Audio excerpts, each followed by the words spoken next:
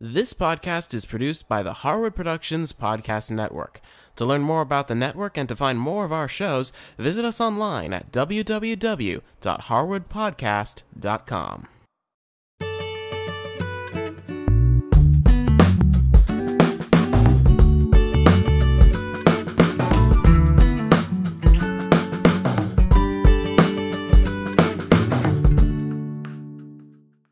Well, it's that time of year to be thinking about what special treat you'll leave for Santa under the tree. So let me share with you the M&M cookies that my son and I made every Christmas Eve.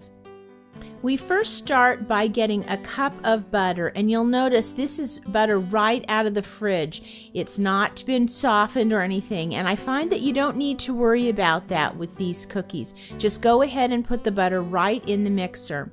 And then while that's starting to break up, we're going to add two kinds of sugar. We're going to add 2/3 of a cup of white sugar and then 1/2 a cup of brown sugar. And we're going to get that blending together with the butter. Now while that's creaming, we're going to add 2 eggs, and I add them one at a time just so that they can beat in nicely, and then 1 teaspoon of vanilla. Now while those ingredients are mixing up, we can go ahead and get our dry ingredients together in a small bowl. And for that, we're going to start by measuring out 2.5 cups of flour, 1/2 teaspoon of baking soda, and 1/2 teaspoon of salt. And then I'm just going to take my whisk and I'm going to mix those ingredients together. Then I'm going to stop the mixer and I'm going to add all the flour. And I'm going to then start the mixer again, but on a very low speed. And I'm just going to let this mix until the ingredients start to come together. It really won't take more than just a minute or so.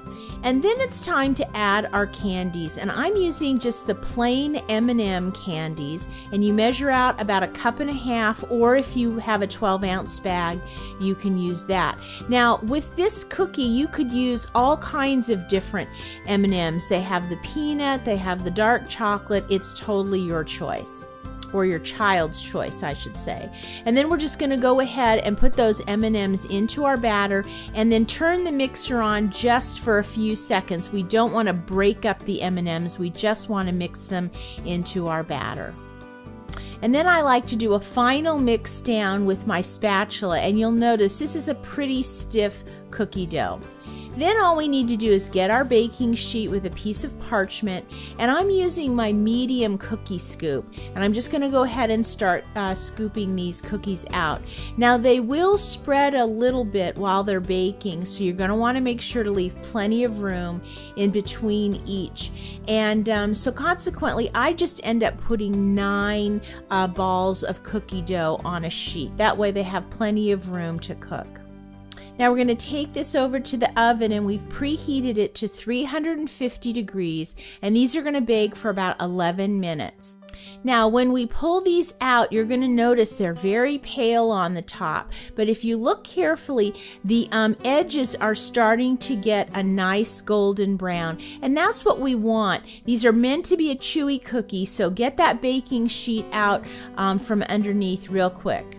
Well, I have lots of fond memories of my little boy being, I think he was 3 years old when he started to help me, and he would stand on a stool and we would make these cookies together every Christmas Eve.